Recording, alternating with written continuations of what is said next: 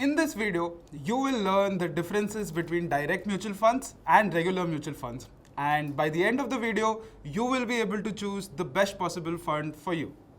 Investing in mutual funds is like when you didn't know how to swim, but you wanted to swim. You could either use a tube to float or you could use an instructor to teach you swimming. Now, mutual funds are similar to those ideas. Direct mutual funds are like using a tube to float, where you have a floater and you don't need anyone else's help. But investing in regular funds is like using an instructor to learn how to swim. You need to pay the instructor and the instructor teaches you how to swim and you have no other problems. Similarly, in regular mutual funds, you have an intermediary or a distributor that sells you the mutual fund, and for that service, they charge a small fee. Now that you know the basic difference between direct mutual funds and regular mutual funds, let's dive deeper into their differences. The first basis of difference is expense ratio. Now, expense ratio is the fee that is charged by the mutual fund companies for the services they provide to us as an investor.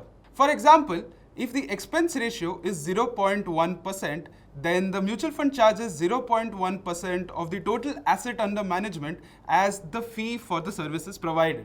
Therefore, the expense ratio for direct mutual funds is going to be much lower than the expense ratio of regular mutual funds. This is because regular mutual funds have an intermediary or a distributor attached to them. And this intermediary or a distributor would charge a commission or a service fee as well. Let us look at an example to understand the difference between the expense ratio. So let's take a look at the example of Axis Blue Chip Fund. The expense ratio on a regular plan is 1.52% and the expense ratio on the direct plan is just 0.47%. So you see, direct mutual funds have lesser expense ratios. The next basis of difference is the returns. Now, since the expense ratio for a direct mutual fund is less than the expense ratio for regular mutual funds, it is more likely that direct mutual funds will give a higher return when compared to regular mutual funds. To understand this better, let us take an example of the return since inception of Axis Blue Chip Fund. For the regular plan, the returns is 11.98% CAGR, but for the direct plan, the returns are 14.92% CAGR. So the returns for direct mutual funds is much higher. The next basis of difference is in the NAV or the net asset value.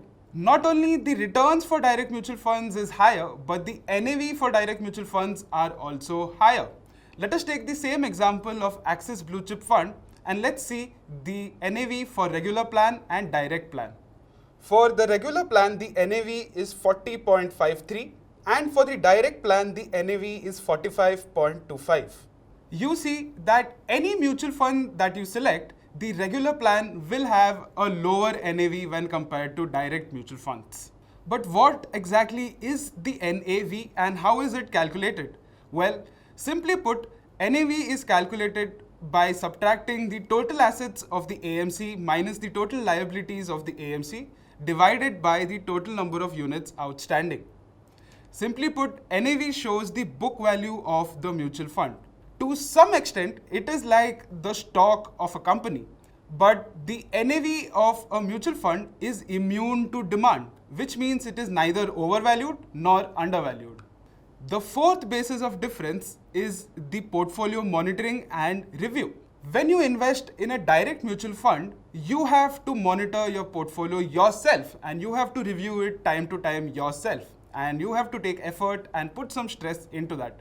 But when you invest through regular mutual funds, you have a distributor that helps you monitor your fund and that reviews your portfolio from time to time.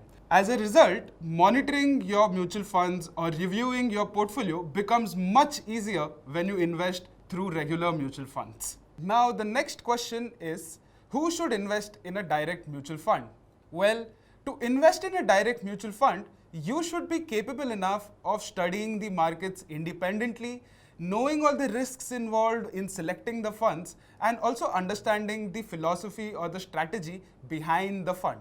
And only if you understand all this does it make sense to go for direct mutual funds. But The benefit of choosing direct mutual funds is that you would not have to pay the high commissions that are charged by the intermediaries.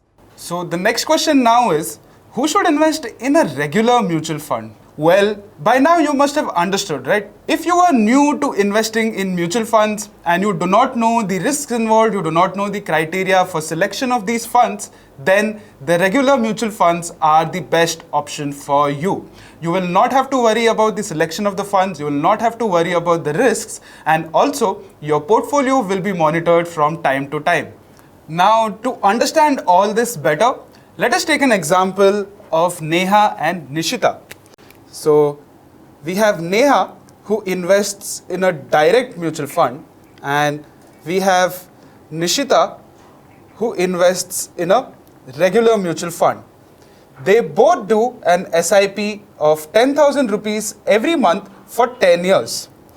So at the end of 10 years, both have saved 12 lakh rupees in their funds. At the end of 10 years, Neha makes a return of 20 lakh 48,000 and Nishita only makes a return of 20 lakh 22,000. And you can see there is a difference of more than 25,000 between the two. And this difference is the commission that has been paid to the distributor in the case of regular mutual funds. This difference of 25,000 only keeps getting larger as the time period increases. But of course, in case of regular funds, you don't have to manage your holdings regularly. You don't have to take care of the fund performance. You don't have to take care of the manager's performance during volatile and difficult times. However, when we say that the difference between the two goes in lakhs when the time period increases is not an exaggeration.